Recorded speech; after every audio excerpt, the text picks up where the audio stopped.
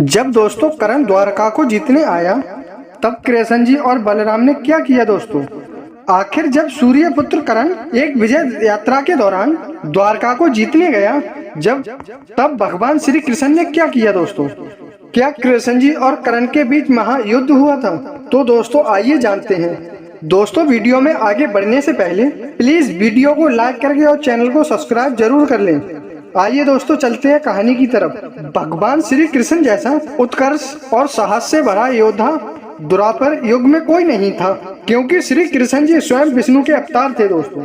अपनी असीम शक्ति से ही वो किसी को भी पल भर में खत्म कर सकते थे दोस्तों। लेकिन क्या दोस्तों आप ये जानते हैं, एक बार करण ने श्री कृष्ण की नगरी पर आक्रमण किया था दोस्तों। आखिर दोस्तों क्यों करण ने द्वारका पर आक्रमण किया था? और जब करण ने द्वारका पर आक्रमण किया तो भगवान श्री कृष्ण जी ने क्या किया? मित्रों, एक बार जब कौरव वन में विहार करने गए थे तो दोस्तों गंधर्व ने उन पर आक्रमण किया था और इस युद्ध में गंधर्वों ने कौरवों को पराजित किया था और दोस्तों दुर्योधन को बंदी बना लिया था।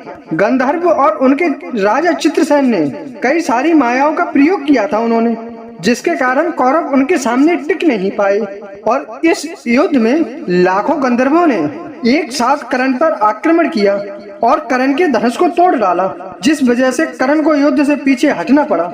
गंधर्व युद्ध के समय करण के पास अपना दिव्य धनुष यानी दोस्तों विजय धनुष था ही नहीं, क्योंकि दोस्तों करण ने कभी भी विजय धनुष का इस्तेमाल नहीं किया था। उसने तो केवल महाभारत के 17 दिन में ही अर्जुन के विरुद्ध उसके विजय धनुष का उपयोग किया था दोस्तों।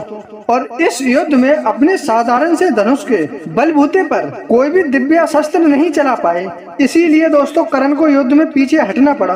अब दोस्तों करण के सामने ही गंधर्वों ने दुर्योधन को बंदी बना लिया था, लेकिन दोस्तों कहते हैं कि अर्जुन ने ही स्वयं दुर्योधन को बचाया गंधर्वों से दोस्तों।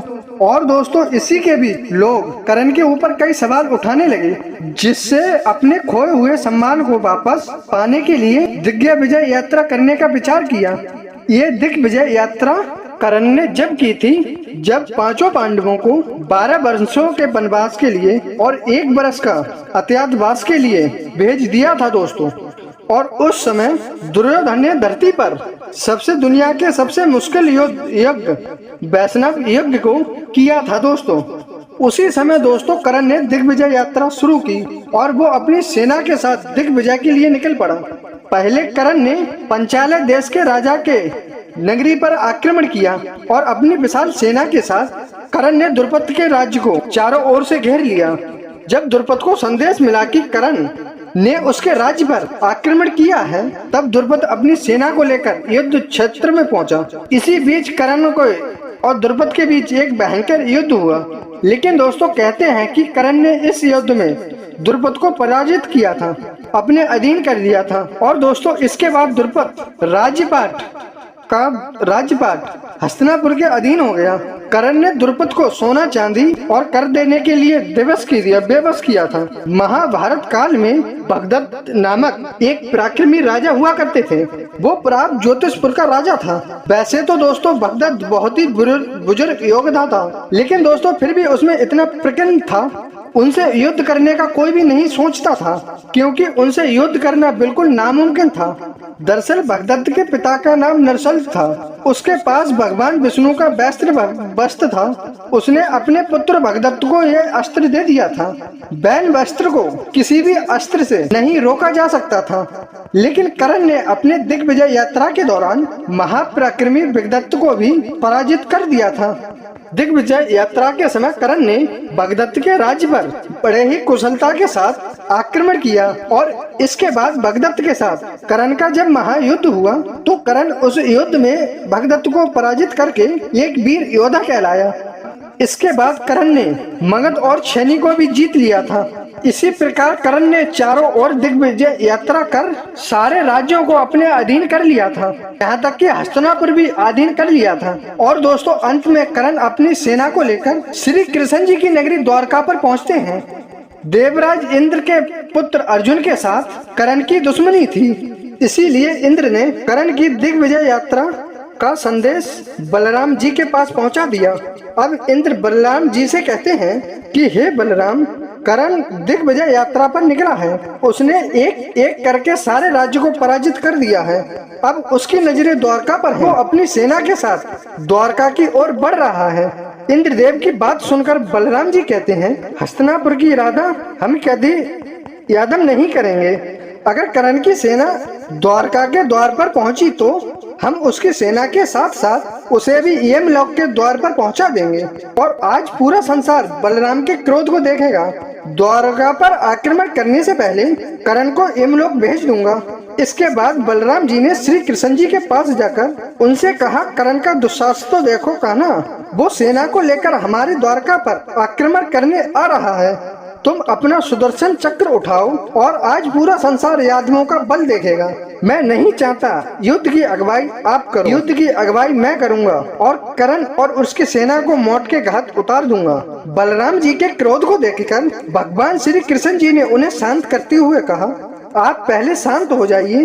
बिना करण की मनसा को जाने उनसे हमें युद्ध नहीं करना है। जितना मैं करण के बारे में जानता हूँ वो सभी योद्धाओं से थोड़ा भिन्न है और बहुत वीर होने के साथ साथ वो बहुत ही विनम्र स्वभाव का भी है। करण से युद्ध करने से पहले हमको उससे जरूर बात करनी चाहिए। भगवान श्री कृष्ण की इन बातों से बलराम जी का गुस्सा शांत नहीं हुआ।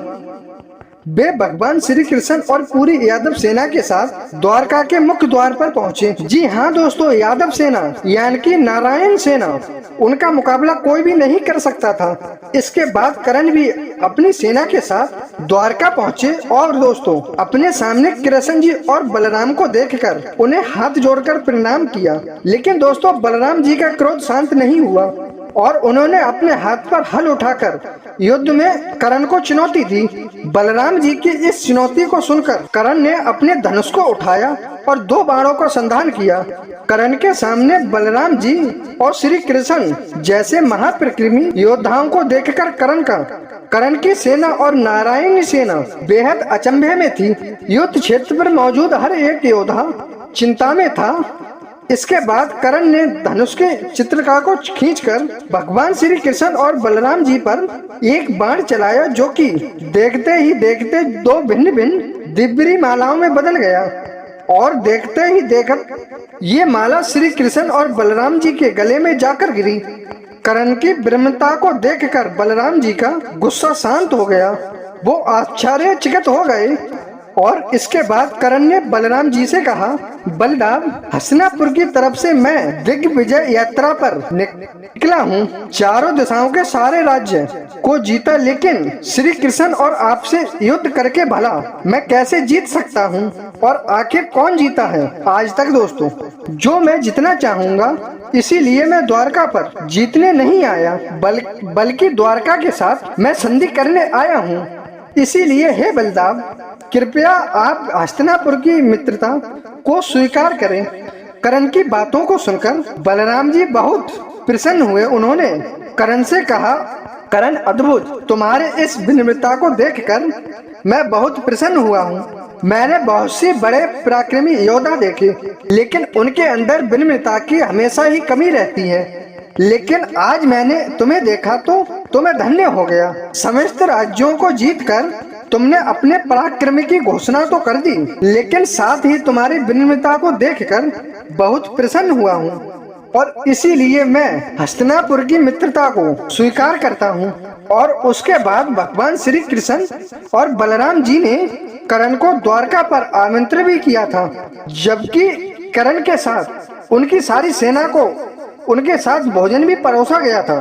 वैसे तो दोस्तों करण ने कई राज्यों को पराजित किया था और दोस्तों अपने अधीन कर लिया था, यहाँ तक कि दोस्तों हस्तिनापुर को भी अधीन कर लिया था। लेकिन दोस्तों उसने द्वारका पर आक्रमण नहीं किया और ना ही दोस्तों उनसे युद्ध करने की सोची, क्योंकि दोस्तों स्वयं करण भी जानता था जहाँ पर शेषनाग और स्वयं हरि विष्णु जी के अवतार हैं, वहाँ पर एक साधारण मनुष्य क्या देवता तक ऐसा ना कर सकते थे। दोस्तों वीडियो पसंद आई हो तो वीडियो को प्लीज लाइक करें और दोस्तों हमारे इस चैनल को सब्सक्राइब कर लें और साथ में दोस्तों जय श्री कृष्ण का कमेंट जरूर कर दें। धन्यवाद दोस्तों, मिलते हैं एक प्यारी सी नेक्स्ट वीडियो में। जय श्री कृष्ण, जय राधे, धन्यवाद।